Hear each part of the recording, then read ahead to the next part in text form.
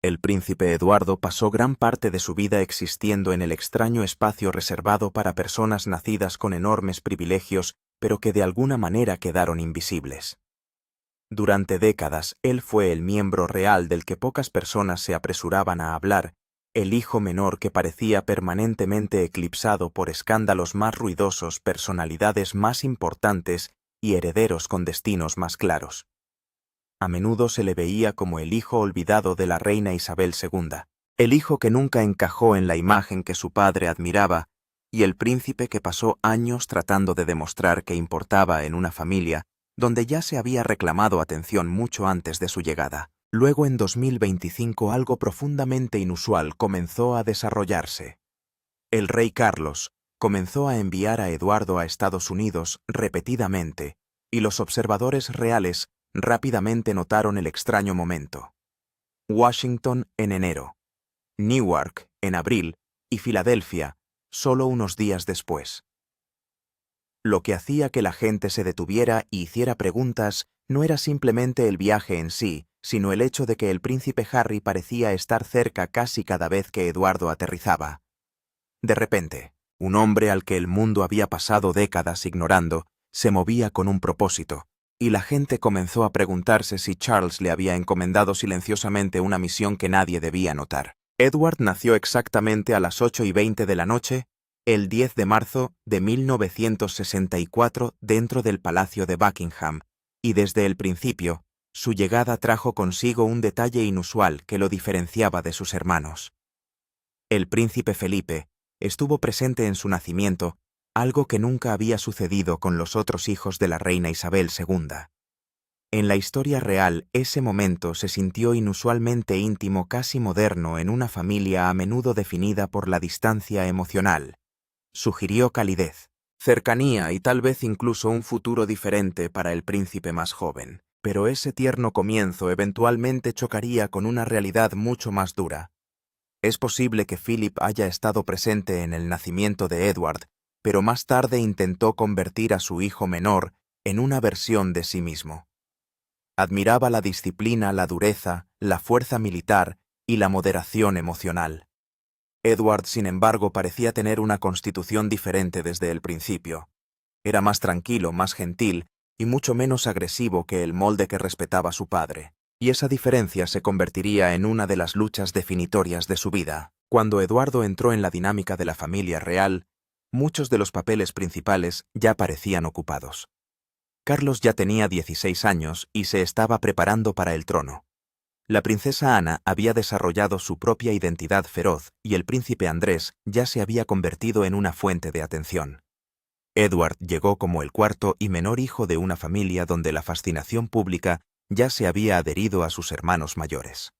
Incluso, como príncipe, a menudo se sentía como una ocurrencia tardía en su propia historia. Esa invisibilidad los siguió hasta la infancia y moldeó la forma en que el mundo lo veía. En una monarquía construida sobre la jerarquía, el simbolismo y la atención pública implacable, Eduardo se convirtió en algo que la gente real a menudo olvidaba mencionar. No porque careciera de valor, sino porque las historias más ruidosas constantemente lo ahogaban. Mientras otros generaban titulares, Edward silenciosamente desapareció en un segundo plano y con el tiempo. Ese silencio se convirtió en parte de su identidad, al igual que sus hermanos antes que él. Eduardo fue enviado a Gordonstown, el internado escocés notoriamente exigente, que también había formado al príncipe Felipe, al rey Carlos y al príncipe Andrés. La escuela tenía una reputación brutal basada en las dificultades físicas, la disciplina estricta, el clima helado y la dureza emocional. El rey Carlos lo describió una vez como Colditz con faldas escocesas, una frase de la que la gente se reía mientras ignoraba cuánta amargura había detrás de esas palabras. Para Edward, la escuela se convirtió en otro lugar donde se esperaba que sobreviviera una vida que no parecía hecha para su personalidad. El problema más profundo nunca fueron simplemente las mañanas frías o las rutinas agotadoras. Era la presión constante de convertirse en alguien que claramente no era. Edward era tímido, reservado y profundamente diferente de la masculinidad agresiva que su padre admiraba. Todas las instituciones que lo rodeaban parecían decididas a transformarlo en algo más duro, más ruidoso y más duro. Para alguien naturalmente tranquilo, ese ambiente podría parecer menos una preparación y más una eliminación. Posteriormente, Edward asistió al Jesus College de Cambridge, donde estudió historia entre 1983 y 1986 y obtuvo su título. Sobre el papel parecía un capítulo estable y respetable de su vida. Sin embargo, incluso este período transcurrió casi sin celebración ni gran fascinación pública. No transformó su imagen, no generó afecto público, ni lo hizo destacar dentro de la monarquía. Como tantos capítulos de su vida, simplemente sucedió en silencio. Incluso entonces las preguntas lo siguieron. Informes posteriores sugirieron que sus calificaciones académicas no fueron especialmente impresionantes, lo que llevó a los críticos a susurrar que el privilegio real podría haber abierto puertas que habrían permanecido cerradas para otros. Esa narrativa se volvió dolorosamente familiar. Edward nunca podría simplemente seguir adelante sin sospechas sobre su progreso. Incluso sus logros fueron tratados a menudo como si requirieran una explicación. Luego estaba el título que muchos creían que debería haber aparecido años antes. El 10 de marzo de 2023, en su 59º cumpleaños, el rey Carlos III finalmente le concedió el título de Duque de Edimburgo. Era un título profundamente relacionado con el príncipe Felipe, quien lo había llevado desde 1947 hasta su muerte en 2021. Después de regresar brevemente a Carlos, finalmente fue recreado para Eduardo, cumpliendo lo que muchos creían que había sido durante mucho tiempo una vieja promesa familiar. Sin embargo, incluso ese momento conllevaba una complejidad emocional. Sí fue un honor. Pero también sentí como un reconocimiento que llegó dolorosamente tarde. Para cuando Edward recibió lo que muchos creían que debería haber sido suyo años antes, el momento se sintió menos como una celebración y más como una corrección retrasada. Era como si la familia real finalmente hubiera reconocido a un hijo al que habían subestimado durante décadas. Ese patrón ya había quedado dolorosamente claro durante su capítulo militar. El príncipe Felipe valoraba profundamente el servicio militar y durante mucho tiempo había admirado a los Royal Marines. Cuando Edward ingresó al entrenamiento de oficiales en 1986, la decisión fue celebrada como prueba de que finalmente estaba tomando un camino que su padre respetaba. Parecía disciplina, parecía un honor, parecía una redención, pero detrás de la imagen pública había una presión aplastante. Edward no se estaba simplemente uniendo al entrenamiento militar. Estaba entrando en una prueba en la que parecía imposible fallar públicamente. Cada movimiento fue analizado como evidencia de si finalmente podría convertirse en el tipo de hijo real que la gente esperaba que fuera. La presión era enorme y aumentaba rápidamente. Se suponía que la formación duraría un año completo. Edward duró solo 4 meses. En enero de 1987, tomó la decisión de marcharse. Ese único momento se convirtió en uno de los titulares más definitorios de su vida. Los informes afirmaron que lloró durante horas antes de tomar la decisión, y mientras los funcionarios de Palacio describieron su partida como un profundo arrepentimiento, el público se obsesionó con una palabra brutal, que lo siguió a todas partes después: renunciar. Esa etiqueta lo dañó de una manera que pocas personas entendieron del todo. Los Royal Marines representaban dureza y honor en Gran Bretaña, y su salida anticipada destrozó la imagen heroica que muchos esperaban de un príncipe. Una decisión de repente se convirtió en toda su identidad. Ya no era simplemente Edward. Se convirtió en el príncipe que renunció. Lo que complicó aún más la situación fue lo que sucedió dentro del palacio. Públicamente los funcionarios reales se mantuvieron fríos y distantes, pero informes posteriores sugirieron que el príncipe Felipe pudo haber sido más comprensivo en privado de lo que muchos pensaban. Si bien las historias inicialmente lo describieron como furioso y avergonzado, otros relatos sugirieron que entendía los límites de su hijo mucho más de lo que admitían los tabloides. Sin embargo, según los informes, la reina fue mucho menos indulgente. En la vida real, el deber se trata casi como una ley sagrada. La partida de Edward fue vista como un alejamiento del servicio, la tradición y las expectativas familiares. Charles había servido. Andrew había servido. La decisión de Eduardo pareció una ruptura dolorosa en ese patrón, y más tarde los biógrafos describieron a la reina como profundamente decepcionada. Luego los medios convirtieron su humillación en entretenimiento. Los medios estadounidenses se burlaron de él por considerarlo débil. Los tabloides británicos lo retrataron como suave, frágil y vergonzoso. Titulares obsesionados con informes de que lloró antes de irse. La historia se volvió más grande que la realidad y el ridículo público se endureció hasta convertirse en una reputación que lo persiguió durante años. Y justo cuando parecía que las cosas no podían empeorar, Edward tomó otra decisión que convirtió las críticas públicas en una absoluta burla. En junio de 1987 se involucró mucho en un extraño evento televisivo benéfico llamado It's a Royal Knockout. Lo que debía ser divertido rápidamente se convirtió en una vergüenza nacional y para muchas personas confirmó sus peores suposiciones sobre un príncipe que parecía incapaz de encontrar su lugar en la vida real. Para Edward, el daño se estaba volviendo profundamente personal y su larga lucha por redefinirse a sí mismo apenas estaba comenzando. Se filmó en Alton Towers y mezcló miembros de la realeza, celebridades, disfraces tontos y juegos ridículos de una manera que hizo que la monarquía pareciera menos una institución y más un circo televisivo. Edward tenía solo 23 años y parecía creer que esta era una forma nueva y divertida de recaudar dinero. Pero desde el principio la idea inquietó a la gente. Los informes decían que la reina y el príncipe Felipe no estaban contentos con esto, y el personal del palacio temía que dañara la dignidad real. Eduardo siguió adelante de todos modos, y esa elección se convirtió en uno de los errores reales más comentados de la década de 1980. El evento se había intensificado, lo que solo hizo que las consecuencias fueran mayores. Participaron nombres famosos incluidos John Cleese, Christopher Reeve y Eddie Grant en el equipo amarillo de Edward.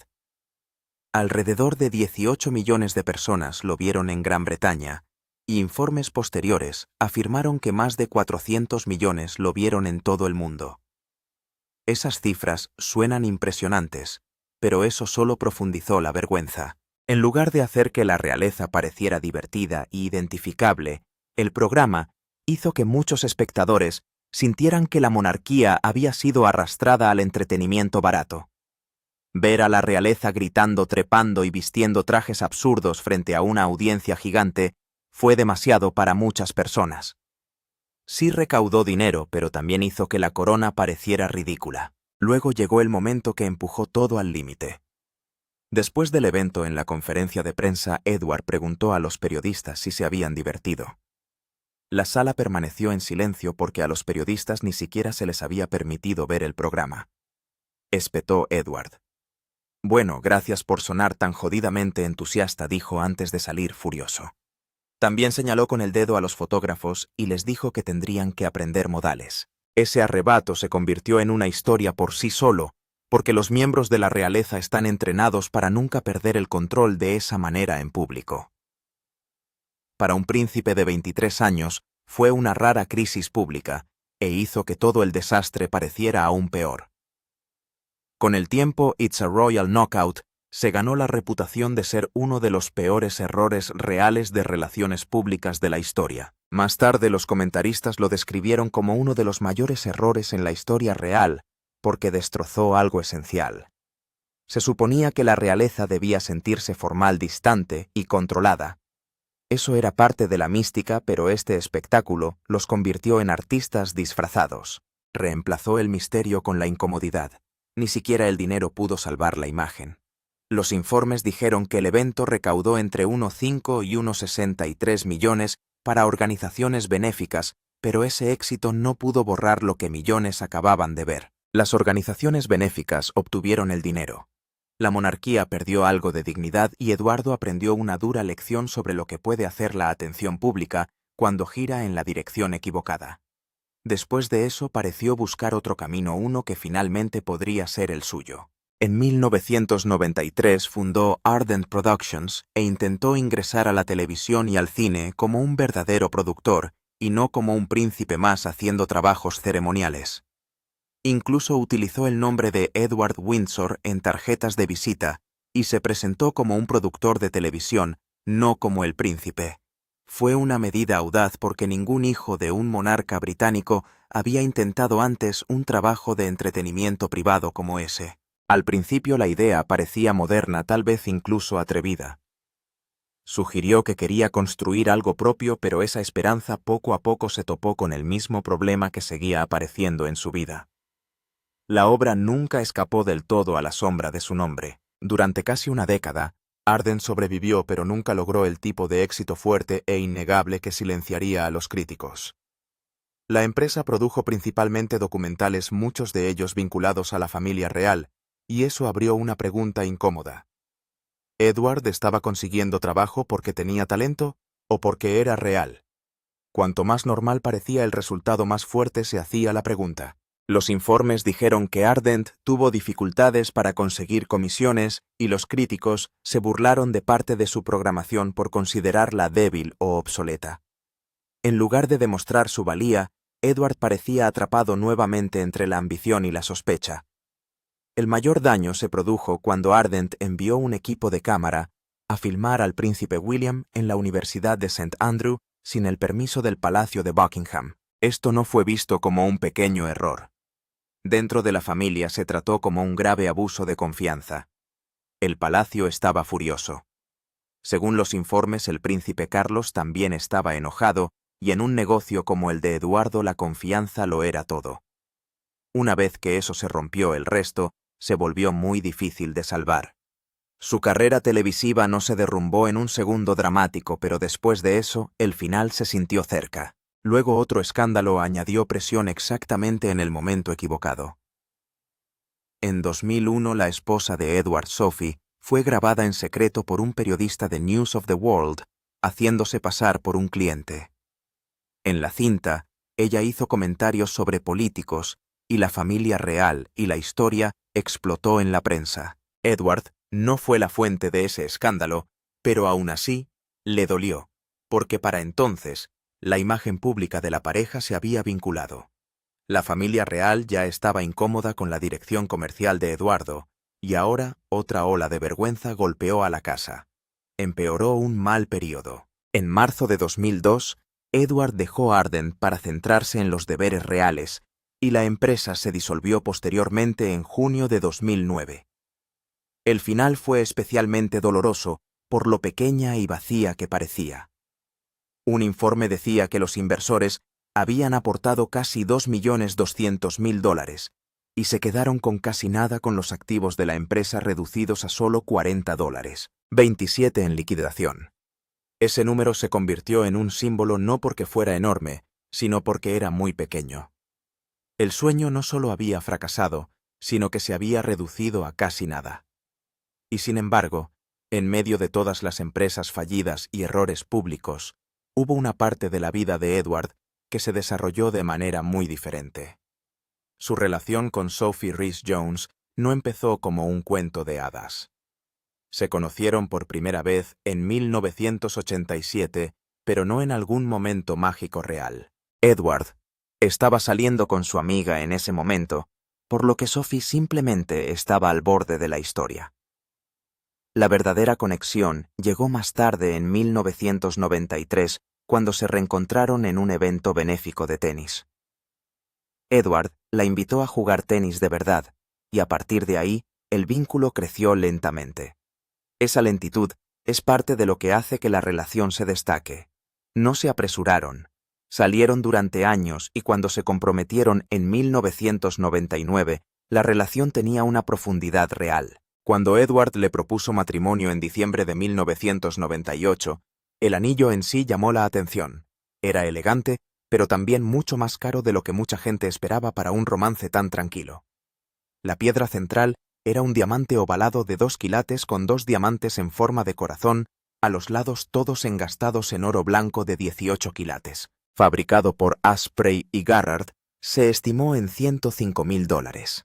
El compromiso se anunció el 6 de enero de 1999, y el anillo rápidamente se convirtió en uno de los detalles más comentados. Pero lo que importaba más era lo que representaba el compromiso. Por una vez, Eduardo no era el príncipe inseguro que intentaba demostrar su valía en público.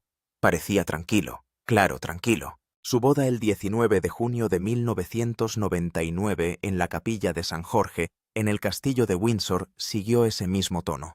Edward fue nombrado conde de Wessex apenas unas horas antes de la ceremonia, pero incluso con ese título, la pareja mantuvo todo el evento inusualmente discreto. No hubo una exhibición gigante al estilo estatal, ni un gran espectáculo militar, ni ningún intento de convertir el día en una actuación nacional masiva. Querían una boda familiar, no un espectáculo. En términos reales, esa elección fue inusual e hizo que el día pareciera más personal que grandioso. Esa puede ser una de las razones por las que, según se informa a la reina Isabel II, le encantó tanto la boda. Los relatos reales la han descrito a menudo como una de sus bodas familiares favoritas. Era tranquilo, elegante y libre de la tensión que a menudo rodeaba los eventos reales más importantes. Con el tiempo, Sophie también se convirtió en una de las compañeras más cercanas de la reina, y los informes posteriores la describieron como reconfortante e incluso como una hija. Eso le dio al matrimonio un peso extra dentro de la familia. No solo era estable, se ajustaba al propio sentido de comodidad y confianza de la reina. El príncipe Eduardo nunca se pareció a la realeza, que terminaría llevando uno de los mayores legados del príncipe Felipe. Sin embargo, eso es exactamente lo que sucedió. Cuando Felipe se alejó de la vida pública, Eduardo se mudó silenciosamente a uno de los espacios más importantes que había construido su padre, el Premio del Duque de Edimburgo. Este nunca fue un pequeño proyecto paralelo escondido en el mundo real. Cuando el príncipe Felipe murió en 2021, el premio estaba activo en más de 130 países y había llegado a más de 8 millones de jóvenes en todo el mundo. Edward se convirtió en fideicomisario y luego presidente del Consejo Internacional, lo que significó que no solo estaba protegiendo una tradición familiar, estaba ayudando a ejecutar un enorme programa global que todavía cambiaba vidas cada año. Y de alguna manera, incluso con números tan grandes, la mayoría de la gente apenas se dio cuenta de lo que estaba haciendo. Ese patrón silencioso volvió a aparecer en 2018, cuando Eduardo llevó a cabo una gira real por los Estados Unidos que fue mucho más grande de lo que la mayoría de la gente cree. Durante 12 días, viajó por 9 ciudades y asistió a más de 40 eventos en apoyo del Premio Estados Unidos del Duque de Edimburgo. Comenzó en Washington, D.C., y luego pasó por lugares como Filadelfia, Chicago, Boston, Newport y Nueva York. En una parada tras otra, conoció a jóvenes que habían obtenido premios de oro, que es el nivel más difícil de todo el programa. El ritmo era intenso, la agenda estaba repleta. Era el tipo de gira que normalmente acapararía los titulares si la hubiera hecho un miembro de la realeza más famoso. Pero con Edward todo pasó casi en silencio, lo que dice mucho sobre cómo su trabajo más importante a menudo ocurre a plena vista mientras el público mira hacia otra parte. Y la verdad es que esto no era nuevo para él. Mucho antes de que la gente comenzara a hablar de Eduardo como uno de los trabajadores confiables de la monarquía, ya se le confiaban importantes deberes públicos. En 1990, inauguró los Juegos de la Commonwealth en Nueva Zelanda. Luego, en 1998, los abrió nuevamente en Malasia. No fueron pequeñas apariciones. Los Juegos de la Commonwealth son enormes eventos internacionales que se observan en muchos países y están estrechamente vinculados al papel más amplio de la familia real en la Commonwealth. Entonces, incluso años antes de que el príncipe Felipe finalmente se retirara de sus deberes públicos, en 2017, Edward ya estaba en los principales escenarios mundiales para la familia. Estaba haciendo un trabajo serio desde temprano. Simplemente no estaba recibiendo el tipo de atención que normalmente conlleva. Esa misma historia continuó en 2006, cuando Edward se convirtió en vicepresidente de la Federación de Juegos de la Commonwealth. Sobre el papel, eso puede parecer formal y distante, pero el significado era mucho más amplio que el título mismo. El príncipe Felipe había sido presidente de la Federación de 1955 a 1990, por lo que Eduardo estaba asumiendo un papel que ya tenía un fuerte peso familiar. Significó viajes, reuniones, apariciones públicas y una presencia internacional constante. En otras palabras, significó trabajo real. Pero una vez más lo extraño de Edward era que incluso cuando sus responsabilidades eran claramente importantes, rara vez se convertían en grandes momentos públicos. Su carrera real a menudo parecía tranquila desde el exterior, incluso cuando por dentro llevaba una sustancia real. Luego, el 10 de marzo de 2023, todo se juntó de una manera que me pareció profundamente personal. En su 59 cumpleaños, el rey Carlos le dio a Eduardo el título de Duque de Edimburgo. Ese título se le otorgó por primera vez al príncipe Felipe en 1947, cuando se casó con la princesa Isabel. Y tras la muerte de Felipe, en 2021, volvió a la corona. Entonces, cuando Edward lo recibió el momento, se sintió más grande que un cambio normal de título real. Se sintió como un acto final de confianza. Mucha gente lo vio como una forma de honrar lo que Felipe y la reina Isabel habían querido desde el principio. También hubo un detalle que hizo que la decisión fuera aún más emotiva. El título fue otorgado como título vitalicio, lo que significa que el hijo de Edward James no lo heredará. Eso le dio al momento un significado muy claro. No se trataba de establecer una larga línea de futuro. Se trataba de reconocer al propio Edward.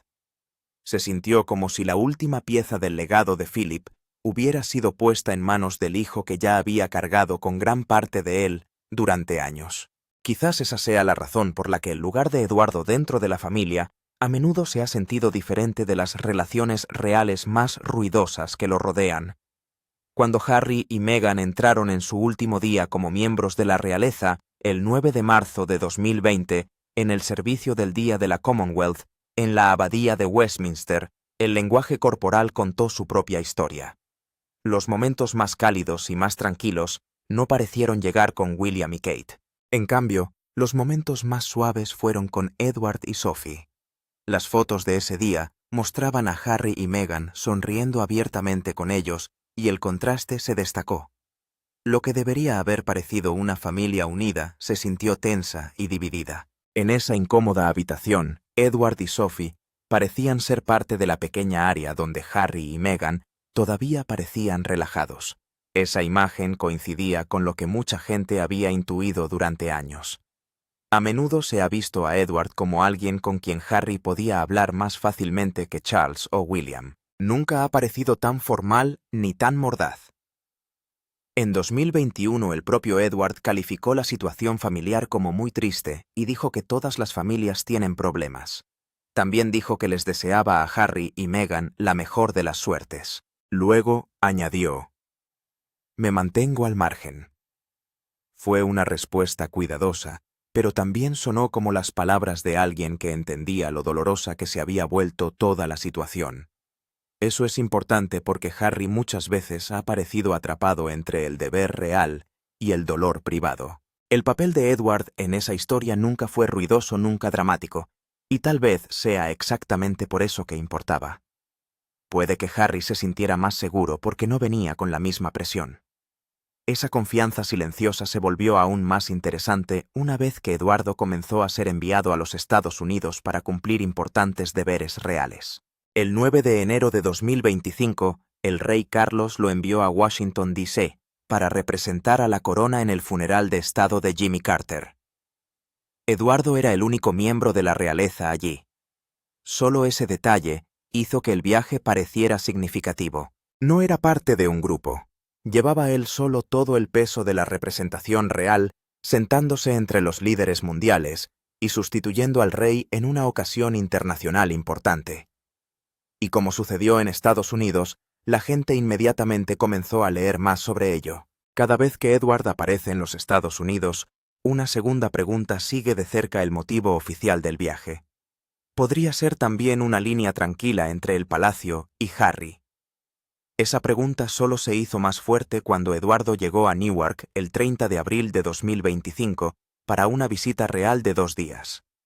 El momento llamó la atención porque ocurrió aproximadamente una semana después de que Harry y Meghan aparecieran juntos en la cumbre Time 100 en Nueva York. No hubo ninguna reunión pública entre Edward y Harry. No hubo ninguna señal abierta de contacto privado. Pero eso casi hizo que la especulación fuera más fuerte, no más débil. Con Edward, la gente no espera ruido. Esperan un movimiento silencioso.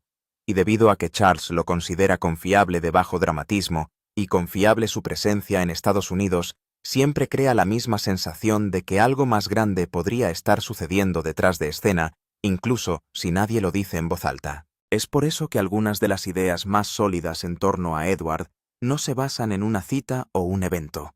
Provienen del patrón.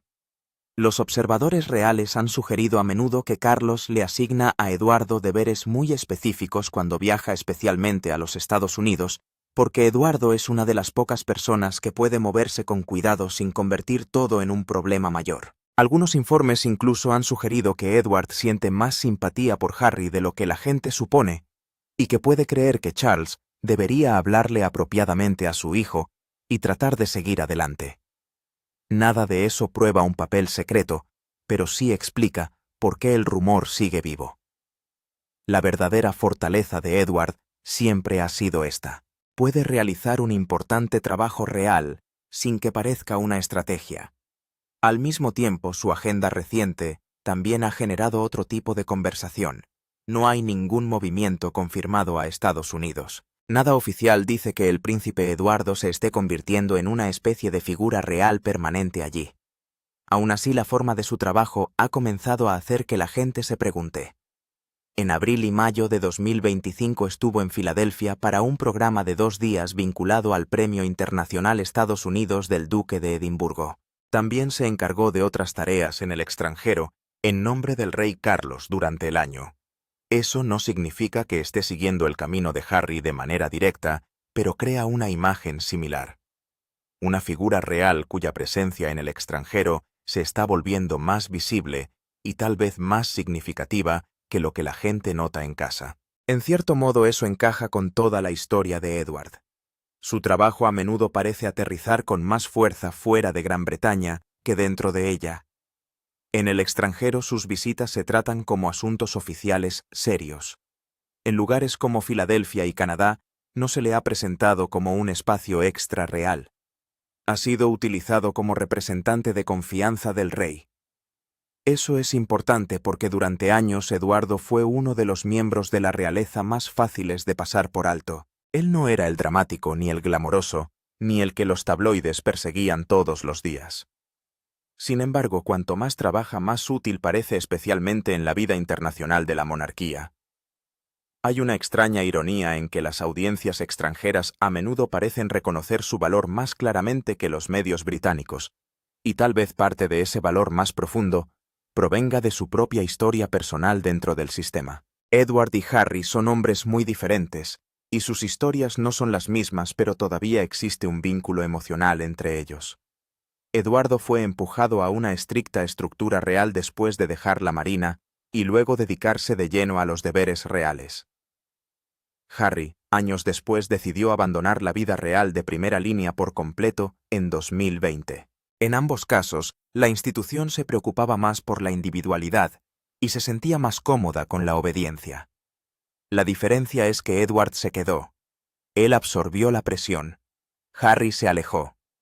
Eso hace que la historia de Edward sea más tranquila, pero en cierto modo más triste.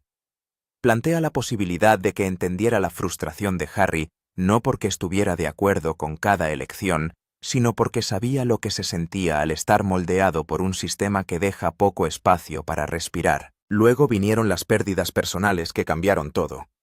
Eduardo perdió al príncipe Felipe en abril de 2021 y a la reina Isabel II en septiembre de 2022, con solo 18 meses de diferencia. Aquello no fue solo un golpe dentro de la familia, sino que también cambió el centro de la propia monarquía. Felipe e Isabel habían sido el núcleo emocional y simbólico de la vida real durante décadas. Una vez que desaparecieron, toda la estructura cambió. Carlos se convirtió en rey mientras lidiaba con la presión de un nuevo reinado. El papel de William se hizo más importante. Harry permaneció fuera del sistema principal. De repente la familia necesitaba personas en las que se pudiera confiar sin crear ruido adicional. En ese nuevo paisaje real, la presencia constante de Edward importaba más que antes, y junto a él durante ese cambio estaba Sophie. Es imposible ignorar su papel en la historia de Edward.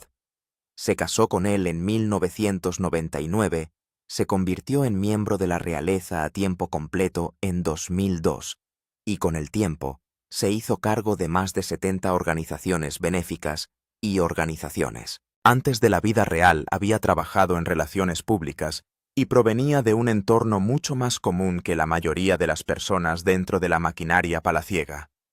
Esa diferencia parece haber ayudado a ambos. Sophie trajo algo fundamentado. Con el paso de los años, los dos llegaron a ser vistos no como miembros de la realeza llamativos, sino como un equipo estable. Y esa estabilidad también cambió la forma en que la gente veía a Edward. Empezó a parecer menos incómodo, más tranquilo y mucho más confiado. Todo esto se volvió aún más importante una vez que la salud del rey Carlos creó una nueva presión en la cima, la polio. En febrero de 2024, el Palacio de Buckingham anunció que a Carlos le habían diagnosticado cáncer después de un procedimiento hospitalario por agrandamiento de la próstata. El palacio no nombró el cáncer exacto, lo que dejó un pesado silencio sobre la monarquía en un momento muy incómodo. Pero incluso con ese silencio, una cosa era obvia. La cara pública de la corona todavía tenía que seguir moviéndose. Todavía había que asistir a los eventos. Aún quedaban deberes por cumplir. Y Eduardo era uno de los miembros de la realeza que seguía apareciendo mientras el rey reducía el trabajo de cara al público. Ese cambio quedó muy claro cuando Edward fue enviado a Washington para el funeral de Jimmy Carter el 9 de enero de 2025. Para entonces tenía 60 años, viajaba solo y se ocupaba del tipo de tarea visible en el extranjero que generalmente recae en los miembros mayores y más vigilados de la familia. No estaba simplemente asistiendo a un servicio, estaba actuando en nombre del rey en una sala llena de poder global. Para alguien que había pasado años en un segundo plano, fue un cambio brusco en el significado público. Edward ya no era simplemente el hermano tranquilo. Se estaba convirtiendo en una de las respuestas operativas de la monarquía a una época de tensión. Y la tensión estaba por todas partes. Charles estaba lidiando con el tratamiento del cáncer. Catherine se había estado recuperando de una cirugía mayor en 2024. Harry estaba en California, lejos de la vida real de primera línea. Andrew quedó dañado por el escándalo. La princesa Ana tuvo sus propios problemas de salud en 2024 y 2025. La familia se vio presionada desde varias direcciones a la vez. En ese ambiente, Edward y Sophie comenzaron a parecer aún más importantes, no porque hubieran cambiado repentinamente, sino porque la monarquía necesitaba adultos estables que pudieran trabajar sin traer consigo el caos. Eso es lo que hace que el ascenso de Edward parezca tan sorprendente ahora. Durante años a menudo lo trataron como el príncipe olvidado, el que nunca encajaba del todo. Dejó los Royal Marines. Tuvo un capítulo televisivo incómodo. Su compañía cinematográfica generó críticas y finalmente cerró. La prensa pasó mucho tiempo presentándolo como uno de los Windsor menos impresionantes. Pero ahora el mismo hombre que alguna vez pareció fácil de despedir es uno de los pocos miembros de la realeza en quienes se confía para estar en el escenario mundial cuando la familia no puede permitirse errores. Esa inversión le da a su historia una fuerza real. El príncipe que el pueblo subestimaba se convirtió en aquel en quien la monarquía podía apoyarse tranquilamente. Entonces, cuando la gente especula sobre si Edward y Sophie algún día podrían asumir un papel más formal frente a Estados Unidos, la idea no suena tan extraña como parece a primera vista. Nada oficial dice que eso esté sucediendo. Sigue siendo una especulación, pero no una especulación vacía. Edward ya cuenta con una red internacional creada a través del Premio del Duque de Edimburgo que opera en más de 120 países e incluye 61 autoridades nacionales de premios dentro de una estructura más amplia. Ya tiene años de trabajo en el extranjero a sus espaldas, desde eventos de la Commonwealth hasta visitas de premios a representaciones diplomáticas. Y dado que Estados Unidos sigue siendo un espacio de poder blando tan importante para la monarquía, es fácil imaginar por qué los observadores reales siguen volviendo a la misma idea. Si la corona alguna vez necesita una figura estable de bajo dramatismo y confiable para las tareas de cara a Estados Unidos, Edward encaja en la forma de ese papel casi a la perfección.